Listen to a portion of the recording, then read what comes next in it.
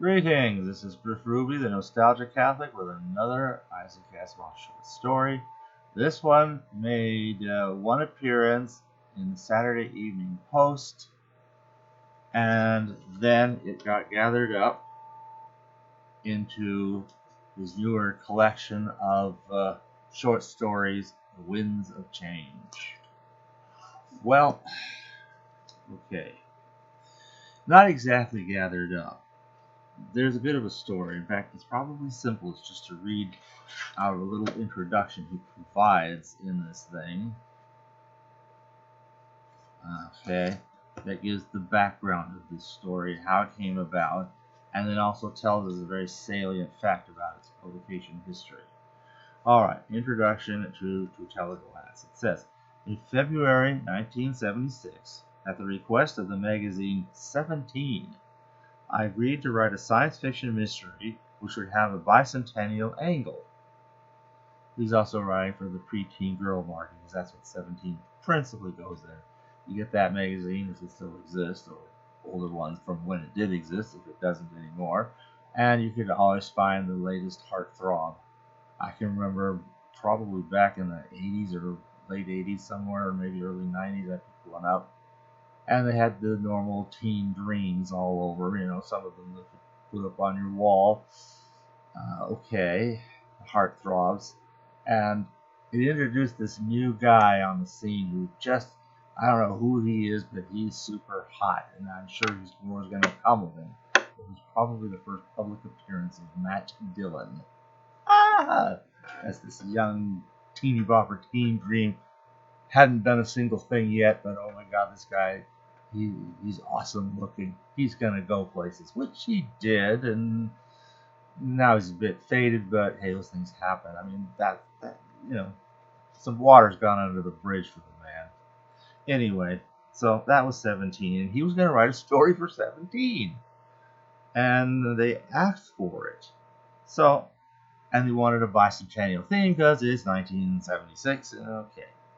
In response to that request, I wrote to tell at a glance. That's how he puts it in here. Actually, it appears in the magazine. It's simply Tell at a Glance, but it's a different title. So, 2 wasn't in the front of it, just Tell at a Glance. Okay.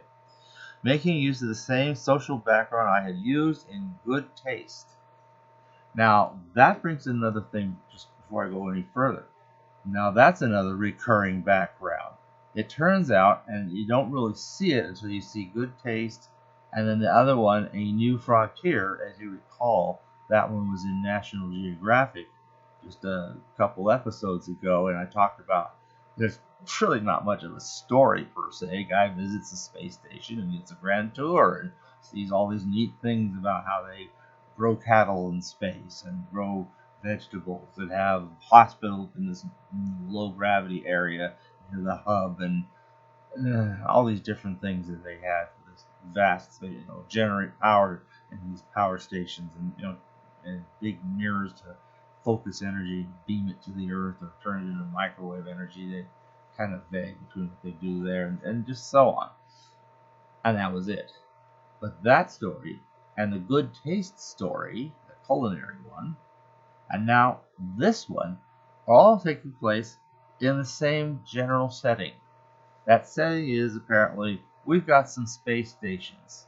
At the point that this one is coming along, we have, in point of fact, 13 space stations that are currently active, inhabited, and are each at their own station and have acquired their own kind of character. Okay, there's a 14th under construction, but it will not be habitable till sometime in 2077. So we have at this point 13 little colonies in the 76. Yeah, kind of a symbolic connection to when there were 13 British colonies. We weren't going to count the French colonies, the Spanish colonies, the Portuguese colonies, the Dutch colonies, just the English one, mind you. Of which, and actually not even all the English ones, because of course there were some more English colonies that weren't part of this independence move, and ended up becoming what we now know as Canada. So But there were these 13 colonies that decided they didn't want to be a part of England anymore. They had their reasons. We can understand that. They certainly did make for a fascinating scenario, all said and told. And here we go. We're it's talking about preparing for new independence for these new 13 colonies in space, which would presumably extend to the 14th that's under construction and maybe further ones. I'm not sure how much independence you're going to have, and frankly, it's just too much you have to depend on the Earth. You can draw some material from the Moon. That too was mentioned in that. Neglected to mention that, but ultimately, there's a lot you just need from the Earth. You just do it. There's no getting around that until you're a whole lot bigger than 13 little space stations floating around out there. Okay, so it's kind of, they even have like L5 and L this and L that. And on the one hand, from our New Frontier story, and we also have them given names: Alpha, Beta, Gamma, Delta, Iota, and so forth, of which Gamma was the one in which the Good Taste story principally took place. So it kind of brings the two together into now a continuous scenario. All right, let me continue what he has to say. I thought the results were highly satisfactory, but I, alas, am not the editor. I don't make the decisions in such cases. 17 was not satisfied and regretfully handed the story back to me. I was left in a quandary. I had written what I imagined to be a story that would appeal to young women, and I was reluctant to chance the standard science fiction magazines with it. Finally, I cut it in half and sent it to the Saturday Evening Post, which took it and ran it in their February 1977 issue. This. So, there it is. But notice what he said about it. Cut in half, you know. The cutting, however, induced a deep melancholy in me, for despite 17's decision, I had a great fondness for the original story, and this book, is my opportunity to present it as it was to begin with. So, yes, the story is about half its length in here to what it is in The Winds of Change. Having read both, I have to admit the editing is very, very smooth, streamlined. You have to put the two next to each other because, you see, it's unlike when Ace Books cut something and they just chop sections out without explanation. You're left kind of wondering, wait a minute, what's going on with the story here? Is key points of it and key events are just gone without a word of notice. You know, this was a very detailed, very professional abridgment that he himself prepared, and it's so streamlined. I mean, just a few little details here, and a little explanatory paragraph there, and a small additional trip to the home quarters and back out again here, and just little details kind of clipped out of here and there. Very small, very particularized. It actually makes it a much faster and stronger read, in my opinion.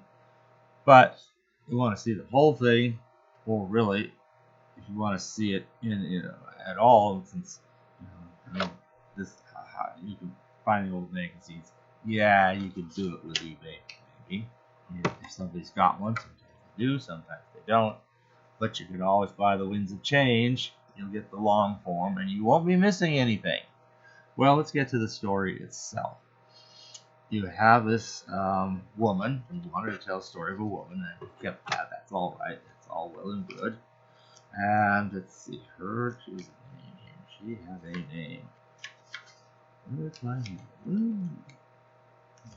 This one. Ooh, not that one. This one. Okay. Elaine Metro. No writing on the Metro jokes, huh? Okay. To tell at a glance. Oh, it has this rather fascinating piece of artwork. Let me just share the artwork of the magazine. It has this big double page. Look at the size of it. You have her face, or just outer space as a setting for this thing. You tell at a glance. And a very short squib, which reads, "Who was the imposter? The visitor from Delta, Epsilon, Theta, Iota, or Kappa?" She was on Gamma herself. That's why Gamma is not listed there. Time was running out for Elaine Metro to unmask the Earthman. Isaac Asimov, illustrated by Bill Boerge. That's Bill Boerge's painting. Oh, look at that. That's his signature right there. You need that? I can't. So many artists' signatures. Now, they ought to become doctors in my prescriptions. Okay.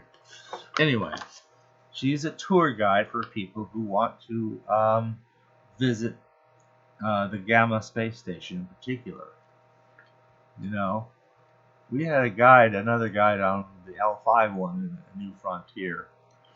So I guess giving tours to these stations seems to really be a thing here. And apparently they have a lot of people who come and visit however often, and they have several tour guides. They split all the people up into several groups of people of particular emphasis or from a particular place. Like, these people are interested in the sports, so they're going to go see the sports places on the space station. And this one's interested in agriculture, and they're going to really focus on the farming, etc., etc.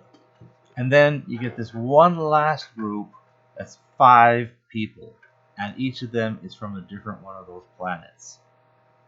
Well, or a different place, let's just say, because one of them isn't really from where he, she, it, whatever says, but from a different place, from Earth, pretending to be from one of those, one of those not planets, one of those space stations. And the person is believed to be a saboteur, and that's all we know. We've narrowed it down to these 5 people. One of them is a saboteur. The others are good, honorable, upright people who probably also, in some cases, maybe have some importance on the various other places they came. And the goal is help encourage the 13 colonies to cooperate a bit more, because the Earth likes keeping them all kind of at war with each other and rivaling each other, so that way they'll remain weak and they won't become independent. But here we are, it's coming up on 2076, and July 4, 2076, and you've got these 13 colonies. Let's see if we can make them be ready to have their own Declaration of Independence. And, that's kind of a big date. Something 6, 76, 46. I mean, yeah, point of history. Philippine independence also comes on July 4 in 1946. So that was delivered, though, between that and America, so that day could be, for us it's Independence Day, and for them it's Philippine American Friendship Day. Okay, that's a side thing. But it's kind of like the time that the calendar is right. The 13 colonies has just happened to fall into place. Ain't that great? Well, at least in the story. Anything can happen in the story. It just seems like, let's have another independence on that July 4. Yeah, and it's the Independence Day of the famous movie, but that's kind of a different independence. That's not worth talking about, really, in my opinion. So let's make it a nice big independence. And 2 things: we want to cast suspicion on the Earth so that they'll feel bad about having tried to sow this division by sending a saboteur, and at the same time, we can, in the end, even inspire some mutual support and cooperation among the 13 colonies, because it turns out that one of the other people from one of the innocent colonies had sent one of these innocent members of these 5 people, proves helpful at the end. Not in making the big decision, but just in being able to enforce it, let's just say, in a fairly private situation. So this tour guide is showing these people around, kind of putting a consensus of where they're from and where their interests are, and what would be a most effective place for the 5 of them to go, things for them to see and do, and they're going different places. And as she's going along, she's kind of getting this vague idea And, you know, it kind of reminds me of the Marsport Without Hilda story. You got somebody who's got to find the one who's faking among several people. There it was three guys, all three seeming to be on space aligned. Two really are, and one's pretending. And on the other hand, now you got these five people seeming to be on a tour of the Gamma Station. I hope they visit a restaurant while they're up there. They didn't mention that in either the short or the long form, as I can call anyway. But they, again, and now she's the one having to discern which one of these five people isn't what they say they are, but in fact a saboteur sent from Earth. So she makes that determination. And just as the other guy had to talk about the girl that was so hot and that he was missing out on because he has this one chance. He's in Marsport without his wife Hilda, and he wants to cheat on her. And there's this girl he particularly wants to cheat on her with. And all he can do is just describe how hot she is and all this and that, and see who gets excited with what he did. What does Elaine Metro do in this case? She has things to say too, but it has to be a lot simpler, more neutral. The kind of thing you could put in a magazine meant for 17-year-old girls. So it's fairly simple. I don't know that I want to reveal it, but let's just say, how would you sniff out an Earthman among people from orbiting, rotating space station colonies?